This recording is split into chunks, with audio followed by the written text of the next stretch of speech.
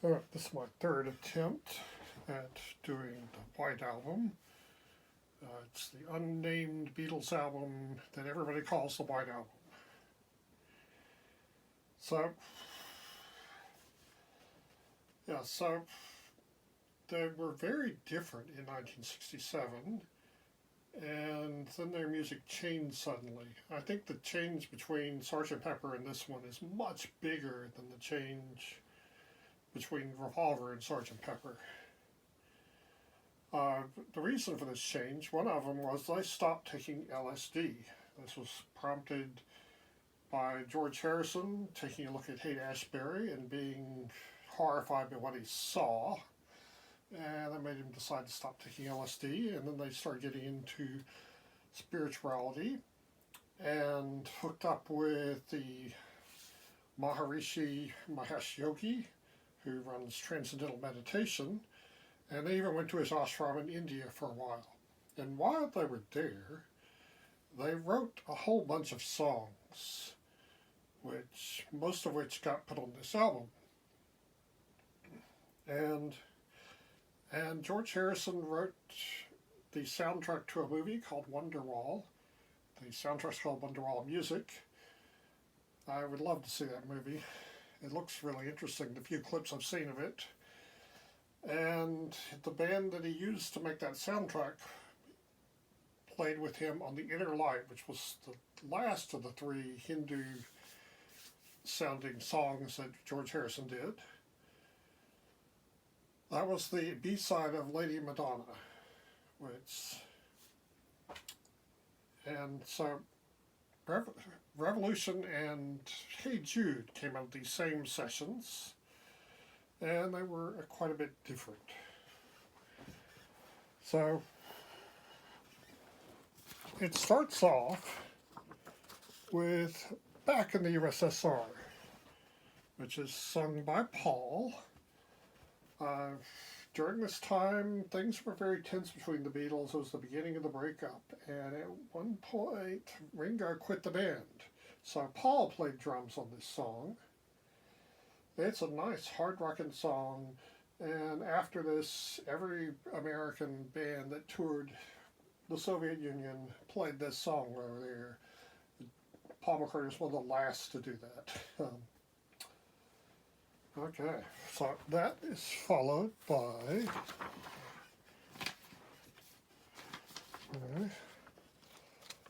John singing Dear Prudence, a very soft, quiet song. And then there's another John song, Glass Onion, where he pokes fun at all the people who try to read messages into Beatles songs. And that's followed by Paul singing Obladi, Oblada. Yeah, I didn't sing the titles, did I? So it's Back in the USSR, and then Dear Prudence, and Glass Onion. So Obladi, Oblada. That was Paul's song, and John hated, didn't want it to be on the album. It eventually got made into a single and became a big hit. So, okay, and then that is followed by Wild Honey Pie. Now, the word wild I don't think appears anywhere in that song. This was the first of song fragments that they started putting on albums.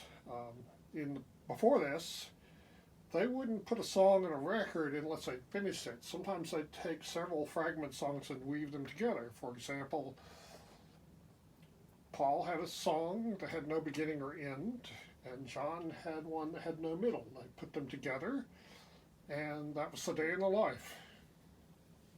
And it worked great. But this one, it's a fragment. It's a great fragment, but it's not a complete song. It sounds like the Muppets, in fact. Okay. So, next song is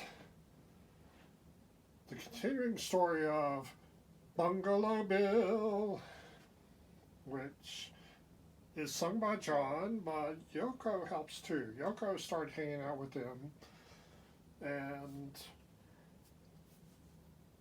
they yeah, Yoko started hanging out with them before the girlfriends and wives had not been gone into the studio with them. But John was so paranoid that he kept Yoko close. And some people think that caused the breakup of the Beatles, and I think there's some truth to that. The one theory is that John was deliberately trying to provoke the others so that the Beatles would break up, because he wanted them to break up at this point. But it's interesting that after they broke up, John and Paul never played together again, except during the time when John was broken up with Yoko for 18 months. And then his girlfriend May Pang talked him into mending fences with Paul.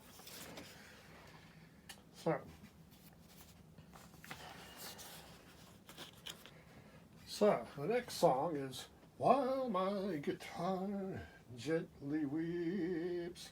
That's Eric Clapton on lead. And the versions I've heard of this on CD and streaming aren't as good as the one on this record. I don't know why that is. Okay, and the next song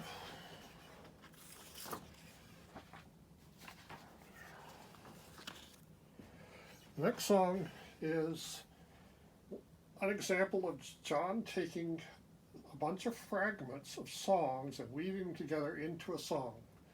Happiness is a warm gun. Now, the day after he died, I was listening to the radio before school, like I always did, and they announced he died, and every hour they would make that announcement, and then they'd play a Beatles song from the White Album, and one of them, they weren't all songs that John had sung, and the one they did have that John sang was this one, Happiness is a Warm Gun.